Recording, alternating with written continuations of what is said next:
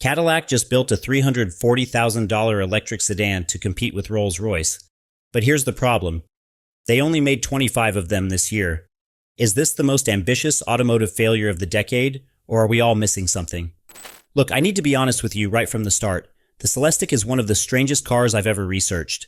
Because on paper, it actually beats the Rolls-Royce Spectre in almost every category. It's faster, it has more range, and it costs $73,000 less. But when Cadillac said they'd sold out the first 18 months of production, I got excited. Finally, an American ultra-luxury car that could compete with the Europeans, right? Wrong. Turns out they only built 25 Celestiqs in all of 2025. Not 2,500. Not 250. 25. Total. That's fewer than one Celestiq for every 2 states in America. So what's really going on here? Is Cadillac deliberately creating scarcity like Ferrari and Hermes? Or did they build a $340,000 car that nobody actually wants? And wait until you hear what they're doing with the steering wheel alone. It'll make you question everything you thought you knew about luxury cars. We're going to break this down piece by piece, compare it to the Rolls-Royce Spectre, and figure out if this is genius or absolute madness. But first, let's talk about what you actually get for your $340,000. Here's where it gets interesting. The Celestiq has 655 horsepower from dual electric motors. The Rolls-Royce Spectre, 577. That's 78 more horses in the Cadillac. 0 to 60? The Celestiq does it in 3.7 seconds. The Spectre takes 4.4 seconds. Yeah, you heard that right. The Cadillac is nearly a full second faster. Range? 303 miles for the Celestiq versus 260 for the Spectre. That's 43 extra miles. And price? The Spectre starts at $413,000. The Celestiq? $340,000. That's an 18% discount for a faster, longer range car. But here's where it gets crazy.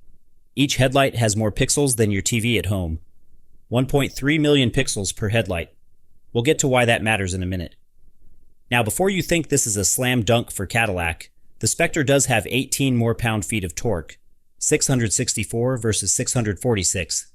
And honestly, the Rolls-Royce badge probably adds $50,000 of value just by existing, but on pure specs, the Celestiq wins, which makes what happened with sales even more confusing.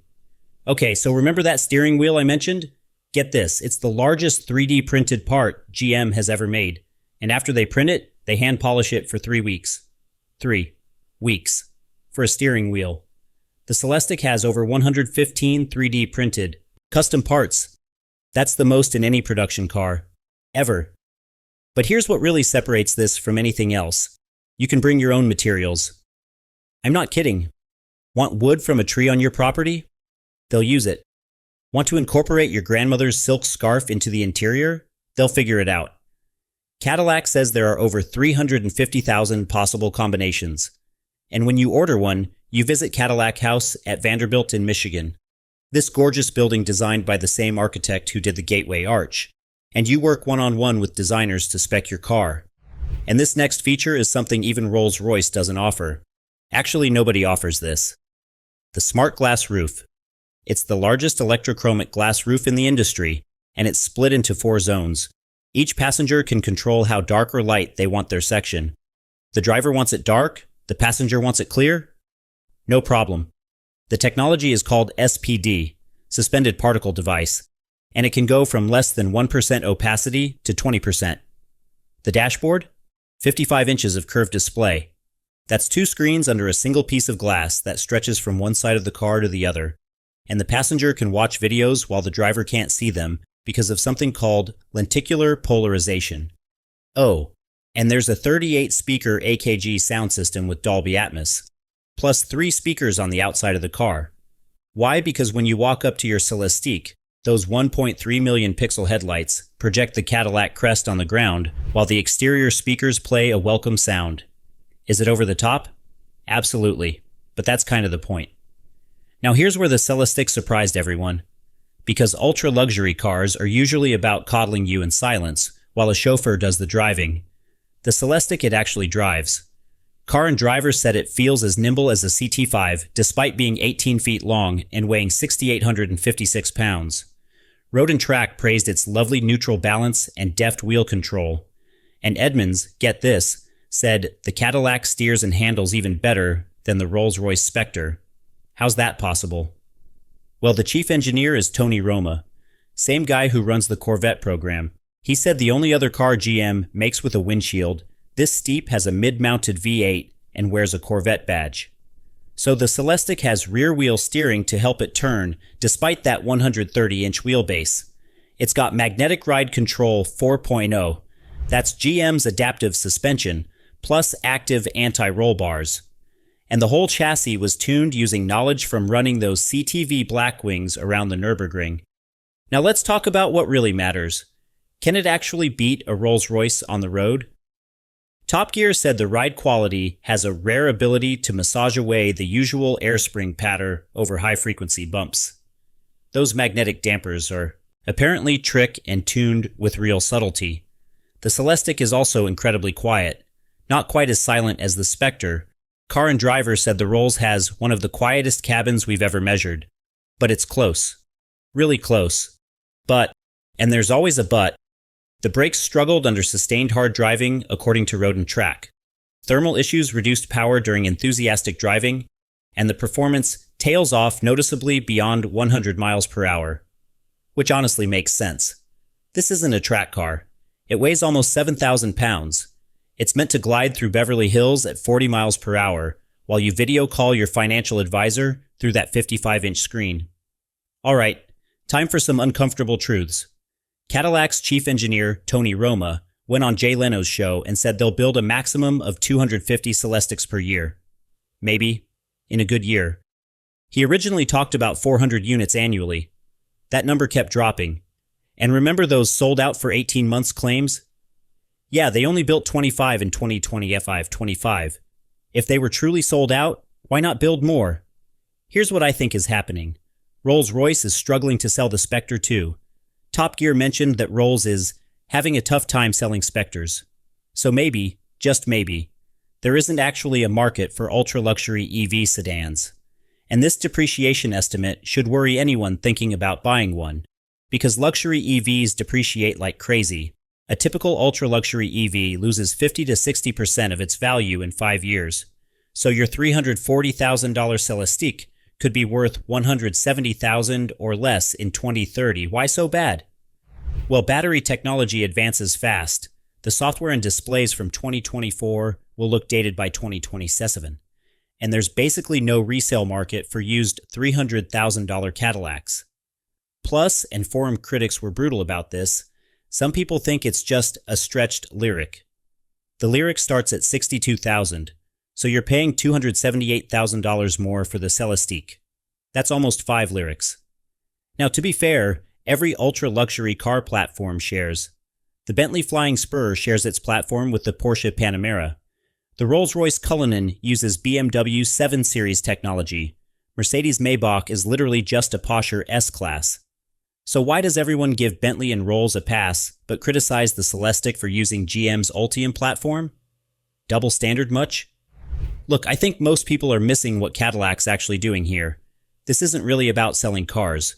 Not primarily. GM invested $81 million to create a hand-built production line that makes 2 cars per day. That's insane from a business perspective. But what if the Celestiq is actually a technology showcase? Think about it. All that tech, the Ultra Cruise hands-free driving, the smart glass roof, those DMD headlights. With 1.3 million pixels, it's all going to filter down to cheaper Cadillacs. The Lyriq already has some of this tech. The Escalade IQ has more. In 5 years, your $60,000 Cadillac will have technology that was developed for the Celestiq. Stay with me because this next part about collectability will blow your mind. If Cadillac only makes $250 per year for 5 years, that's 1,250 total Celestiqs. Ever. That's rarer than the Bugatti Veyron. They made 450 Veyrons. Air-cooled Porsche 911s are worth crazy money now because they're rare and represent a specific moment in automotive history. Could the Celestiq, as the first American ultra-luxury EV flagship, appreciate in value? Maybe. If you get a good spec and store it properly, your 2025 Celestiq might be worth more in 20 years than you paid for it. Not guaranteed, obviously, but possible. And here's something nobody talks about. Cadillac is apparently vetting buyers. Tony Roma said Cadillac will be picking people who are right for the brand. They're refusing some buyers. That's Ferrari and Koenigsegg territory. So maybe the low production numbers aren't a failure. Maybe it's a strategy. Create artificial scarcity, build an exclusive owner community, and position the Celestiq as a collectible from day one. Okay, so who should actually buy a Celestiq? If you're traditional old money looking for a Rolls-Royce, get the Spectre. The badge matters more than the specs. You'll get 4 years of unlimited maintenance, and Rolls-Royce dealers are around the world. But if you're new money, tech entrepreneur, entertainment industry, professional athlete, and you want technology that feels like it's from 2030, the Celestiq makes sense. You get that 55-inch display, the smart glass roof, Ultra Cruise, and you're supporting American automotive engineering. But there's one type of buyer this actually makes perfect sense for: car collectors. If you've got the money and you're building a diverse collection, the Celestiq is rarer than almost anything else you can buy. 25 made this year, maybe 250 next year. That's genuine exclusivity. Is it worth $340,000?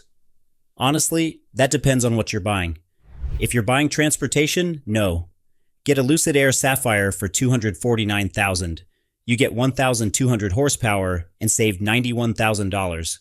If you're buying American heritage and cutting-edge technology wrapped in hand-built craftsmanship, then yeah, the Celestiq delivers. My take? It's not a failure. It's not overpriced for what it is, but it's also not for everyone, and that's exactly the point. Here's my question for you.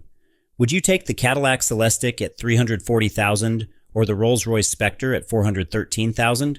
Or would you buy a Lucid Air Sapphire and pocket $90,000?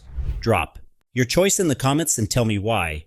And if you want to see how the Cadillac Escalade IQ compares to the Lincoln Navigator, I'll link that video right here.